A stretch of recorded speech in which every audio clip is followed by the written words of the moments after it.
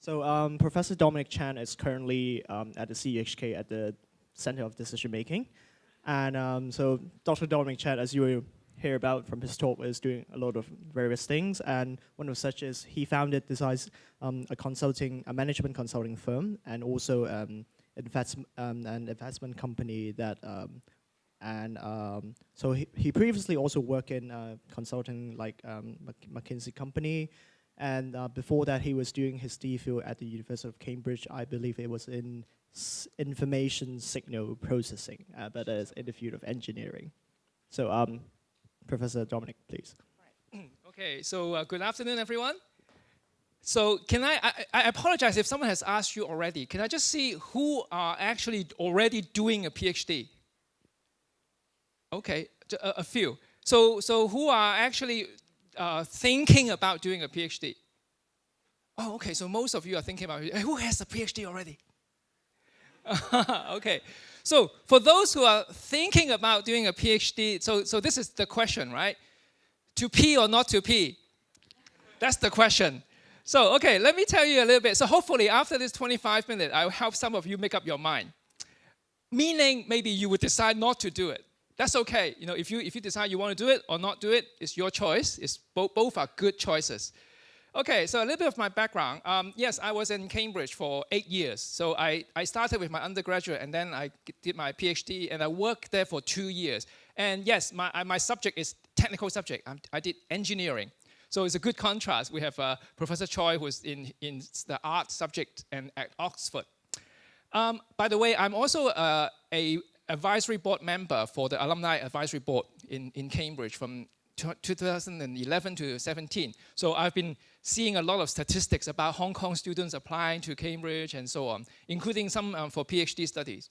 And I'm also an executive committee for the Friends of Cambridge University in Hong Kong. So if you are my alumni or future alumni, do join our alumni group. Have you seen graduation photo from PhD graduation? You notice now this is the PhD gown. I just bought it this year. I mean, I had my PhD for more than 20 years, but I've never bought the PhD gown until this year because after joining CUHK, now I do have opportunity where I need to wear a gown. You know, for the graduation and things when you just sit on stage and be a dummy, while you watch the student get a degree. So now it's worth actually buying one. It's only just under £200. And then, some graduation photos from Cambridge where we have to kneel in front of our college master. In this case, that was my college master from Trinity, and that was the vice chancellor. So when I got my PhD. So yeah, we can tell you all about the ceremony later. So yeah, you have to kneel down, and everything is conducted in Latin, which we have no idea what they're talking about. Okay, I wrote a book about Cambridge. If you are interested, it's out of print, but I still have some at home. So if you want, I can. Oh, by the way, it is in Chinese. I wanted to write it in Chinese rather than English. So it's about my life in Cambridge for 8 years. Just to sell my other book, I also, because I'm a traveler, I love traveling, and I've been to all 7 continents, and I wrote a book about traveling as a couple. So I went with my wife, and before we married, my girlfriend.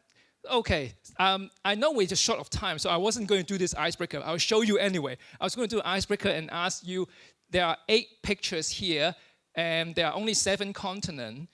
So which continent has 2 pictures? But no, we don't have time for that. I'll tell you later. Oh, you still want to do it? Because I was told I only have half an hour. I have a lot to tell you. But if you're up for the challenge, which continent is being repeated? Good. No, actually not quite. Actually not quite. Okay, just do it quickly. We do it in 30 seconds. So Egypt, yeah, it's Middle East, but Africa, right? So that is Antarctica. Yeah, okay, top one.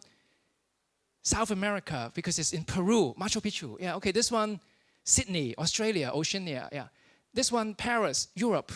That one, US, Utah, so North America. This one, the Tiger Temple in Bhutan. So that's Asia. So, and this one in Mexico. And Mexico is North America. So North America has been twice. Okay. No, Mexico is technically North America. So it's in the North America Treaty, technically. Okay, anyway, that wasn't what I was going to say. So, now, just before the handover, I was in Hong Kong. I studied in Sozit, so I speak good Mandarin. And then when I went to UK, I went to a boarding school, which is called Victoria College. And then I went to Cambridge. I was at Trinity. And then I also worked in a company called Cedar. And then when I come back, the flag changed. Okay, so I was at McKinsey, I was at all these companies, and as Alex mentioned, I founded a company called Decisive. We're still running that, still running the Dark Horse, and now I'm at CUHK. So this is me in logos, representing me. Okay, so I also have a website called Legless Bird. It started with myself, and then with my wife, and then I have a young son. So now this is the new logo. So it's about traveling, about life. So if you're interested, you can go to leglessbird.com and see all my travel photos. Okay, now go to the subject. I still have 25 minutes. What is a PhD? I mean, for those who are thinking about doing it, you must know what is a PhD. In Oxford, they call it DPhil. In the rest of the world, we call it PhD. What is a PhD? Doctor of Philosophy. No, actually, it's 你讀到趴喺度. Seriously, if you could read a PhD, you 讀趴喺度. Now that's the Chinese translation. It's called 趴喺度. But then for English, it's actually called permanent head damage. Yeah, once you do the PhD, that's it. Permanent head damage. You know what permanent, right? It's not reversible. So you're damaged. So now, why I did PhD? Now, you probably can guess how old I am, but these are the cartoon or, Japanese, TV drama for kids that I watch. So they always have some sort of scientist. The scientists that make this superhero, the scientists that make that robot, the scientists, or in the future that make Doraemon or Ding Dong. I never call it Doraemon. So I'm teaching my son that this is Ding Dong, this is not Doraemon. So, and then I watch Gundam, more science, more fantasy about science, and wow, mechanicals, and wow, these are really great times. And then Macross. Anybody have watched these? Well, Gundam or Macross, and how come you have watched Macross? No, you look too young to have. Okay, from YouTube and things, right? So they always have science and scientists and all these super machines. And so when I was a kid, when I watched this, I wasn't a kid anymore. I was in my high school. So, we always love to become scientists. The person who invents things, who, I imagine myself wearing a white coat, lab coat, doing something crazy. So that's why I wanted to do a PhD. I've always wanted to do a PhD. So now this is what I found on Google, and I found a lot of this, and I share with you two of them. I think it's very, very true. So this is what my friends think I was doing. This is what my parents thought I was doing. The society and my boss, meaning the PhD supervisor. They always think we are lazy, right? So and then what I thought I was doing, but this is the reality. By the way, in PhD, you always have to have some sort of breakthrough, and it's very hard, and your experiment fail, and so you're very frustrated sometimes. And then I found another one also. Okay, anyway, I won't go through this, but more or less, people think it's very glamorous to do a PhD, and or you thought that it was going to be great, and then, like Superman, but in reality, you spend a few years. I mean, in my case, in the lab and, hanging out with nerds. And so that's the reality. And then you're going nowhere. Okay, so now why Cambridge? I mean, in my case, I actually have never thought of going to Cambridge. I didn't have that kind of dream. When I was a kid, you heard about Cambridge, ancient university, top university in the world. But now it's not my cup of tea. It's not for me. Well, until I went to UK for boarding school, when I went to Victoria College, Jersey. So that was a tiny island, by the way. Here, you can see Jersey. England is top there, right? So I was actually closer to France than England. It's only 1 hour away from St. Malo and Brittany. And then it's like 1 hour flight from Jersey to Heathrow or Gatwick. So it was easier to go to France. By the way, any parlez-vous français? Oh, bien, très bien, très bien. So Jersey, my friends are actually French-speaking Britain. So it's very funny, French-speaking British. No, they don't. Of course, they're bilingual. But anyway, so what I just asked was, do you speak French? Parlez-vous français? But it's very useful for those who don't speak French to learn parlez-vous anglais, because you're asking someone if they speak English. So remember that, parlez-vous anglais. Very useful when you go to France.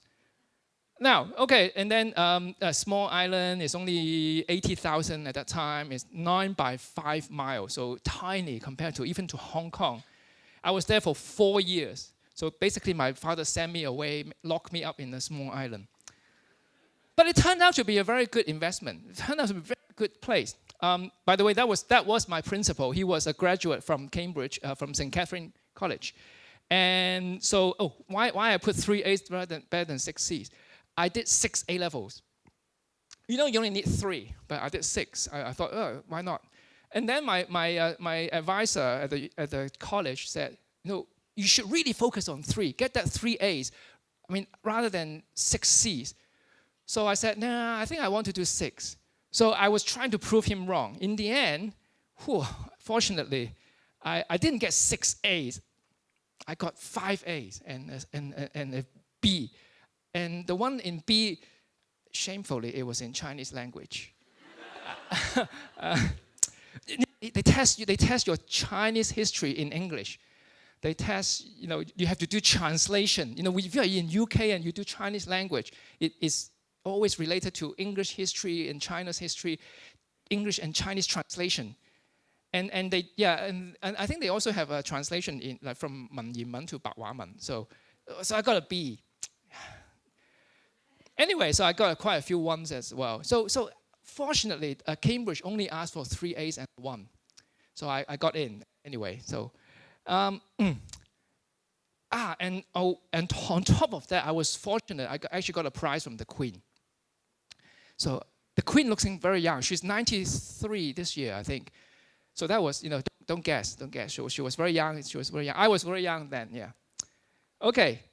Then I went to Cambridge, yes. We didn't have this, by the way, and some years later they put this. Of course, it's 徐志摩, so, 輕輕的我走了, right? So I was at Trinity. That's the photo. So I ended up in Trinity College. Well, why I chose Trinity, I have no idea about Trinity, St. John's, Downing, Magdalen, no idea. And the only thing I knew was my physics teacher came from Trinity. He was a graduate from Trinity. I said, okay, that's it. So I didn't do any other research. So I was the president of the Chinese Society long time ago, as you can see. And that's me when I was at Cambridge. No, we were very, very influenced by郭富城銀湖 right? In 九二神雕俠侶. Yeah. So that's why I had that kind of hair, and this is all these 學生王子 look, right? And this is the back of Trinity. Very nice place. If you've ever been there, and when you go punting and you sit on the grass and relax, that's one of the best places in Cambridge to rest. Okay, now, so I did my undergraduate there, and then I was thinking about doing my PhD. And so I started talking to the other friends who are already doing PhD, and without fail, every one of them said, when I asked them, so should I do a PhD? Everyone said, 做乜咁傻啊?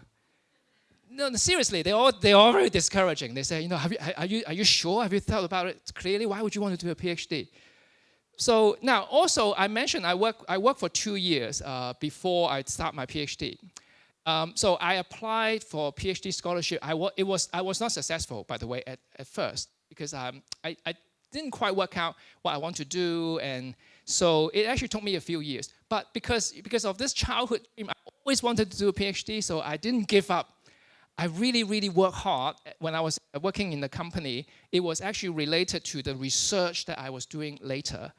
And so on the third year, I applied and I got it. But I have never worked so hard for anything, not even chasing my wife. No, that was easy. So now the trying to get the scholarship for me was one of the things that I worked so hard. And I applied to Croce Foundation. I think a lot of you probably know. By the way, Croce Foundation is very, very good and generous organization. It supports students from Hong Kong applying for PhD and fellowship, postdoc and senior fellowship for professors to go on sabbatical to do something. And it's for Hong Kong citizens. So I think most of you will qualify. If you're doing a technical subject, that's where I got my PhD funding. So tonight we will have Director David Foster. He will be here with us for the dinner. So, now, ups and downs of PhD. There are lots and downs. Not a lot of ups, actually. Well, to start with, you must have seen this picture, right? The purple is what a primary school student knows. And then, this is a circle of knowledge. So primary, purple. Green is like secondary school. University is this pink one. And then you start extending a little bit, maybe masters. And then for PhD, you're supposed to push the frontier of knowledge just a little bit. No, don't overkill yourself. When you're a PhD student, you're not going to break through knowledge by a lot. It's not possible. All they ask for is if you can push boundary of knowledge just a little bit. I've read the memorandum from Cambridge University that we talk about what does it mean to be qualified to get your PhD is any reasonable student who spend a reasonable amount of time within the 3 years can produce something, and push the frontier of knowledge or something like that. So any reasonable student spending 3 years of time to produce a reasonable breakthrough, that's it. Not looking for a major breakthrough. That's probably your postdoc or your work in the future. But even that is actually quite hard. Now, of course, in some places they expect you to finish in 3 years. And I have seen a lot of friends end up spending 4, 5, 6 years. It's not uncommon. It's not uncommon. I was told that actually for arts, for humanities subject, could be longer even. I don't know. But so 3 years minimum, the reality is usually more than 3 years. Now, I was a little bit fortunate. I finished my PhD 3 years and 3 months. But remember, I have worked in a company in similar field for 2 years. I mean, it gave me a lot of good foundation of all the technical knowledge and tools and methodology. So maybe that helped a lot, actually. So that's what a PhD is about. Push the knowledge, push the frontier of knowledge just a little bit more. But it does mean you have to think of something completely original, something new. Nobody have actually done before. So you push the boundary a little bit. And you probably have seen this picture, no? I don't know why in Chinese we call PhD boxy. That's totally the reverse, because you start to know a lot about again, you know a lot about a very narrow versus when you are undergraduate, you learn a lot about a lot of things. PhD, you start to drill into this one field, one narrow area, and you seem to know a lot. Don't overdo it, because overdo it, then you actually know nothing about, you know a lot about nothing. So if you overdo it, right? Yeah, if you hit the x-axis, you know a lot about nothing, which is actually also quite true. So remember, PhD is actually getting narrower and narrower. I don't know why it's called boxy. I don't know, what other name should it be called?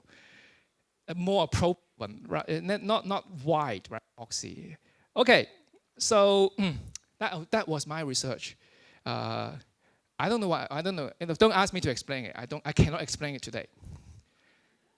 It has a lot of numbers and formulas. And the topic was blind signal separation. I can tell you very quickly, blind signal separation is when you have a lot of different signals mixed together, like in a cocktail party, someone singing, talking, music playing, and walking around. And if you can gather these mixed signals, if you can then separate out each of the source of sound, that's blind signal separation. So not knowing, was it music, was it someone talking, was it, not knowing what the source, nature of the source. So that's why blind, know nothing about the original source. And if you can separate out the mixed signal, that is blind signal separation. That was my topic. So I did something nobody have done before, and I ran an experiment to verify my, and they confirmed. So yes, I did something. I'm also glad to see someone is and now making some commercial use. Like if you have Alexa, with Amazon, have Echo, with Google, right? If you can pre-process all the sound and only pick out your sound, isolating all the different noise and things, then it can improve the quality of Siri, of Google Assistant or Alexa, because now they can isolate all the noises from your voice. So that would be an application of blind signal separation. I've seen someone using my research to do that. And I thought, okay, that's good. So I did something useful, not only breakthrough knowledge, but actually someone was able to apply it in some real world. Now, so if you are an undergraduate or master's student, when you finish your degree, bachelor or master, congratulations, you just finished one stage of your life. But you know what? There's another stage that just began, right? If you are going to work, that is jumping from a student to become an employee or staff. Your corporate race begin. So probably you start with, like, I don't know, management trainee or analyst or whatever. And probably a year or two later, you get promoted. So you become what? Senior assistant manager or associate, or if you go to government EO2, or I don't know what they call. Yeah, and then a few more years, whoa, keep progressing. But if you are a PhD student, then 1 year, 2 years, 3 years, 6 years later, you're still here. You have not even joined the corporate race. You have not even started. You're still at the beginning. And if you print your name card, right? Yeah, the name card is going to be PhD candidate. You don't put which year, of course. When I download from internet, I just thought it's funny that I just say Cambridge PhD name card, and they have a Sir Isaac Newton. He was at Trinity like 300 years ago, of course.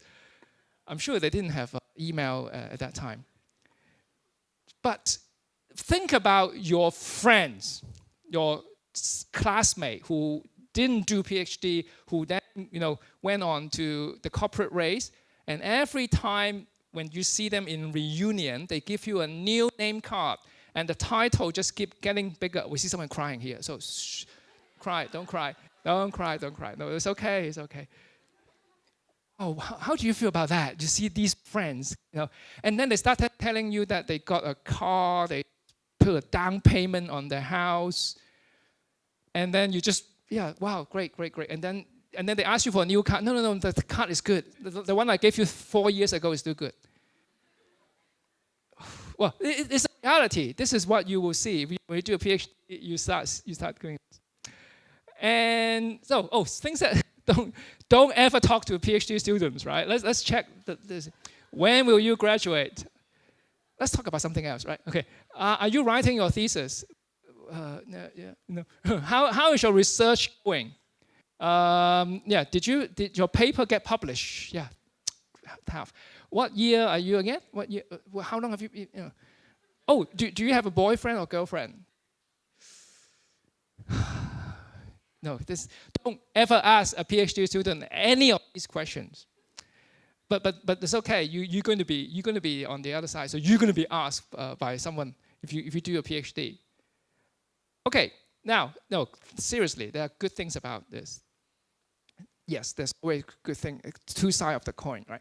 Okay, a title is for you, is for life. No one can take away from you, yeah. At first, I felt a little bit strange when people call me Dr. Chan. It just doesn't feel quite right. I just call me Dominic. Oh, now even stranger when people call me Professor Chan. I thought, no, just call me Dominic. By the way, if you go through the UK system, it's lecturer, senior lecturer, reader, and then professor. Only a real professor you get called professor. If you are lecturer, senior lecturer, reader, we only call you doctor so and so. But in Hong Kong, we start calling everybody professor. And it just feels like it's pretty inflated. So I'm an associate professor. So I'm not a professor in that sense. Oh well, it's okay. Now, if you like me, if you enjoy student life, it's great. I mean, spend a few more years. Yeah, but when you spend 3 more years, it's fun. But when you spend 6 more years, that's not fun. Okay, 3 more years, but I end up having 3-year undergraduate, 2-year working, and 3-year in Cambridge, 8 years, that's great. If you are passionate about your subject, what's the problem with spending more time, right? I mean, it's great to work on something that you are passionate about. And at the end of the day, you do feel a sense of achievement. You've done something that no one else has done before, even though nobody else knows about it, apart from your supervisor and the examiner. Only 3 people know about your and then you put it in the library, and then it gets buried in the library, right? But still, you're happy about. And well, that's the emotional reason, right? But the rational reason is, hopefully you have developed some skills, transferable. Hopefully these will be still useful for the rest of your life. Problem solving, communication, and so on. I'll show you what I did afterward. I mean, you already know I went to McKinsey, right? So these are actually good skills to have.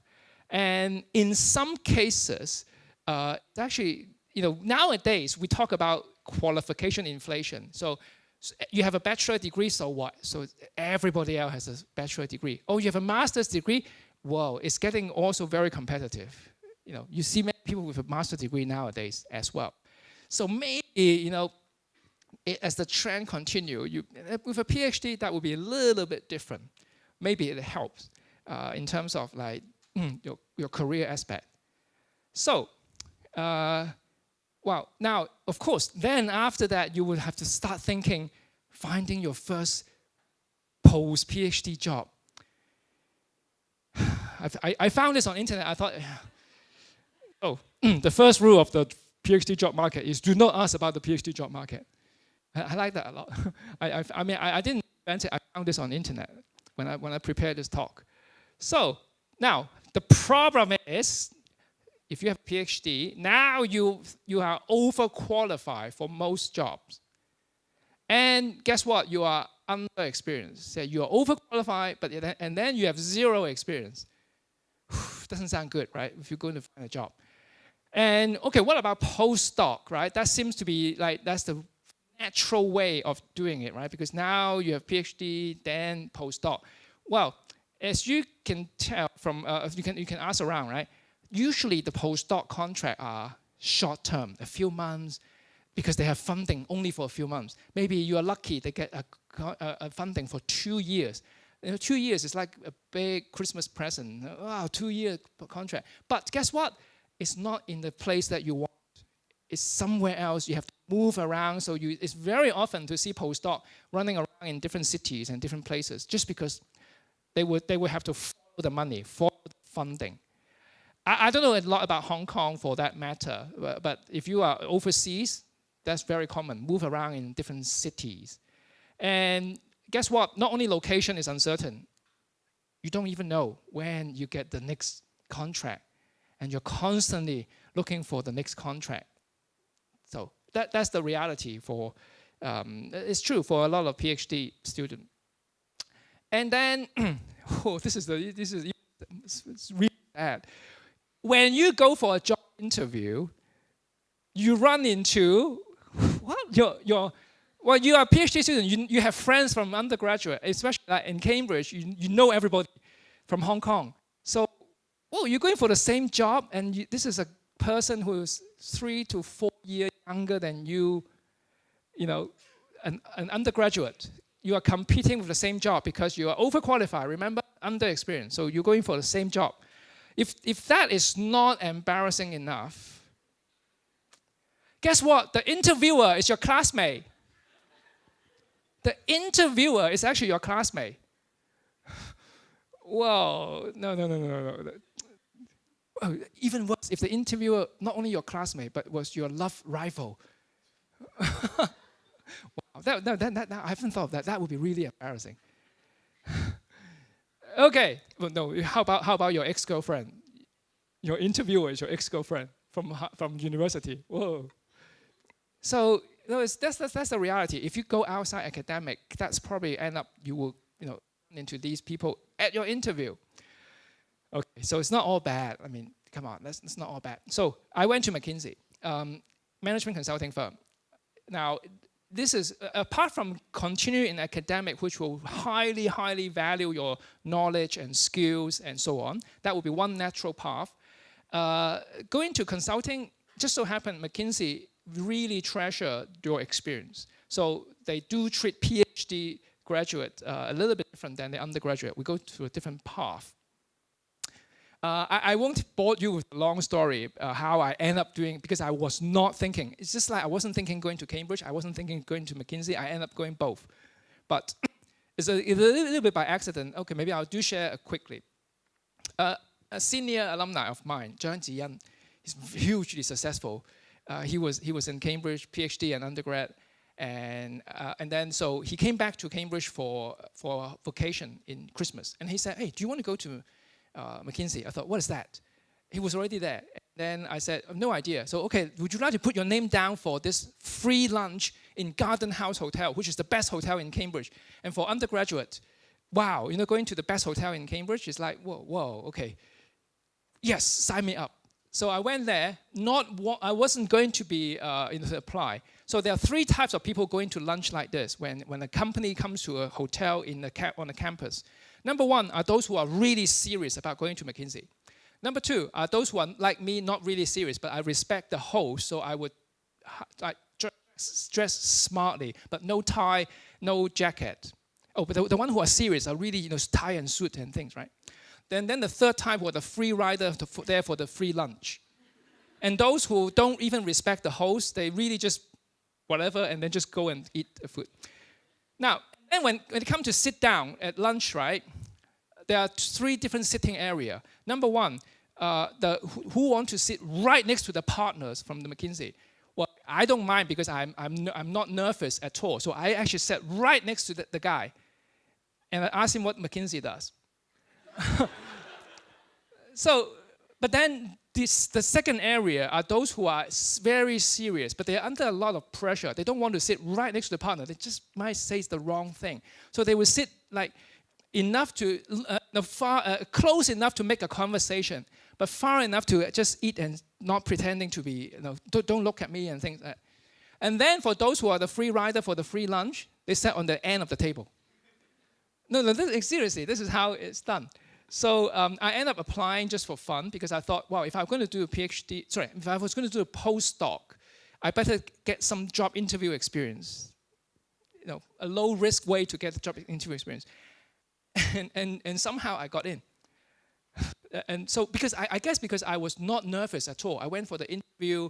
It was tough, but then doesn't matter. I wasn't serious about it, so doesn't matter. And so I actually end up pretty relaxed about it. And so apparently I did okay. Then I got the offer. Now this is my girlfriend at that time, not my wife. My girlfriend at that time, she really hated corporation like this. It's the enemy of the good. I mean, okay, I would say it loud. These are evil company. Yeah. She didn't like any. She ended up doing a NGO, and you can see we're way half a globe apart now. But so she really hated it when I got the offer because I was seriously thinking about it.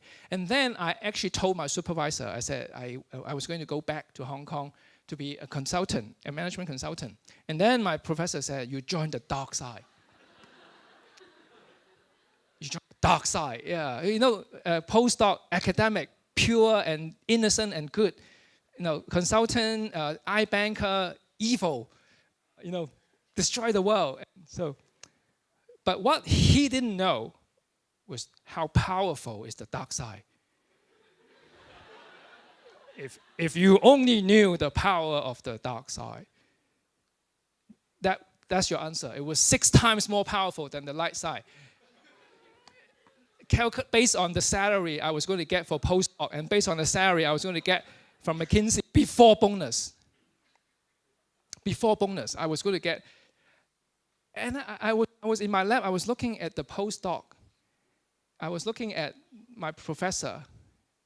I knew my professor wasn't making that much. No, but remember, I think in academic, it's very. So if I see my professor now, I have turned back. I turned back. Darth Vader didn't turn completely. I turned back to the light side. See, I'm now teaching at university, right? So I didn't turn completely, but it was very tempting, and I was tempted. In fact, yeah. So I temporarily went to the dark side. So and then after 1 year, so my then girlfriend actually also came back to Hong Kong. After 1 year, I got a raise.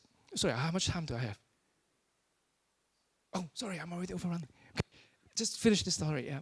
So the first year when I got my pay rise, it was more than my girlfriend's annual salary. So the pay rise was more than her annual salary. So let me just go through a few more things. One last thing about. And then later on, I become a slasher. So I'm telling you, a consulting career starting point, and I end up being a slasher, which is what a lot of young generation love to do these days. Meaning, we do a lot of things. We don't do one thing. It's not a one career. It's a portfolio of career. I think this is the way that nowadays people like to work. So I end up being a professor of management consulting, corporate training, angel investor, and a writer. Now, I know I run out of time, so my very last slide, I'm going to skip over all this. It's this one. So if you're going to do research, I wish you research in peace. So do we have time for questions? I don't know. I already overrun. Because I skipped a few. You probably wonder whether I put a rabbit, but no. So how much time we have for question? Okay, three questions. So yes, Zania.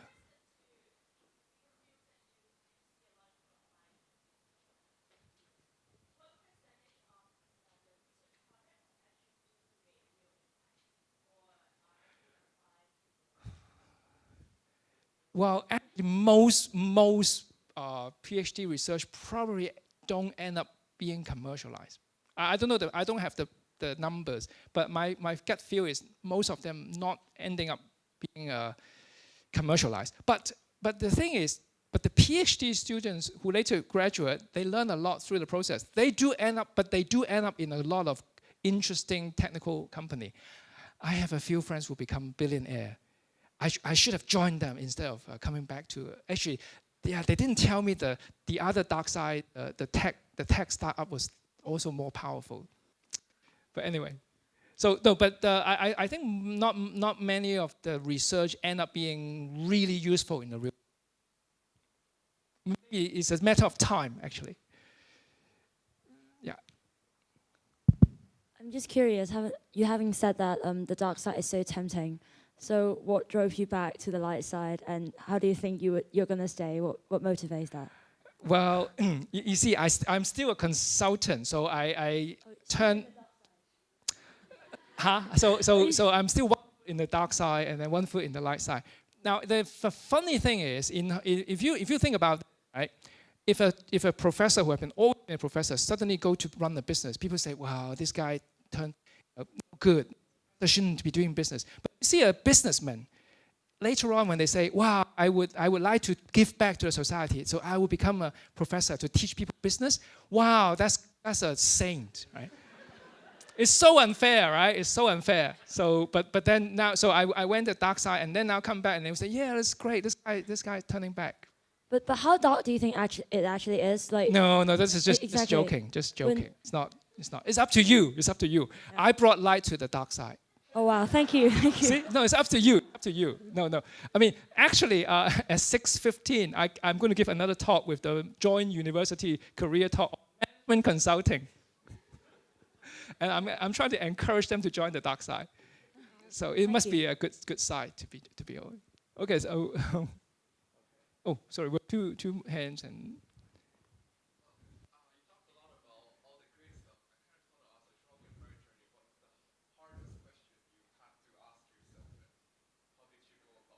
During the PhD journey, what PhD student?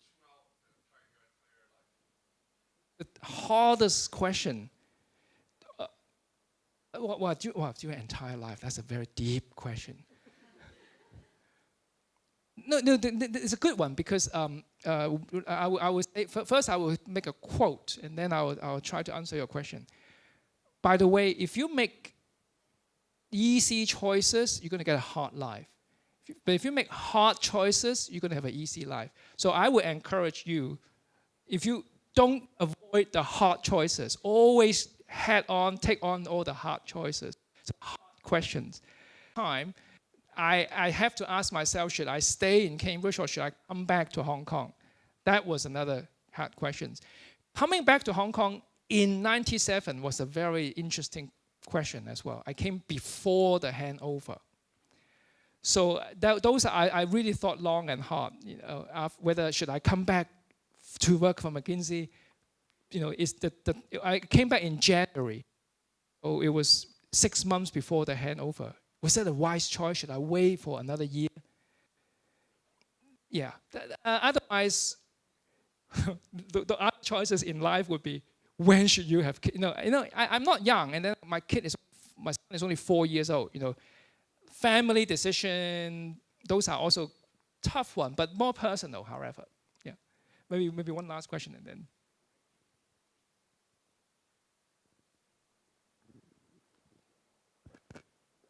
Hi. So you briefly talked about having a portfolio career, and your own portfolio seemed kind of like interrelated, but then again quite different. Yes.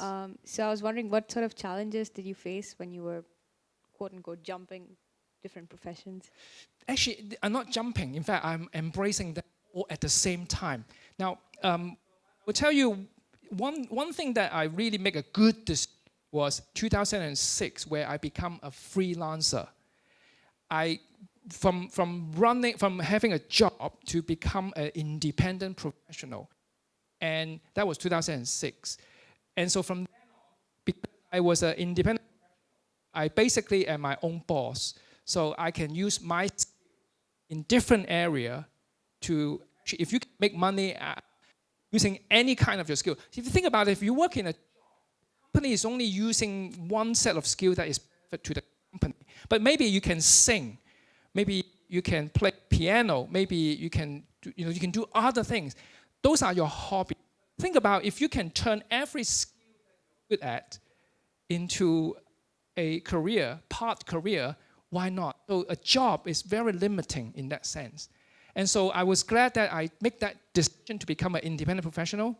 There's a history about why I make that jump. That was a good decision. And from then on, it expanded my horizon to become a lot more other things. Maybe if you allow me, one last concept that I will show you is this picture. Oops, no, going the other way. This one. And then quickly. Think about this for your life, right? 4 different circles. The first one, sorry, let's go back. Okay. First one is what you love to do, something that you love to do. The other one is something that you are actually good at doing. So love to do, good at doing. And then what the world needs. And finally, something that you can get paid. So think about this. If you have something that falls within all 4 circles, congratulations. Some people, even throughout their life have never found the spot where 4 circles overlap. I found my ikigai, which is right in the middle, for me, is education, for sure. This is why I go back to academic, because I finally realized education is what I love to do, I think I'm good at. The world needs education and I get paid. So hopefully you will find your well, I think I'm really running out of time now. Okay, so I'll hand it back to. We thank Professor Dominic Chan again for the lively talk.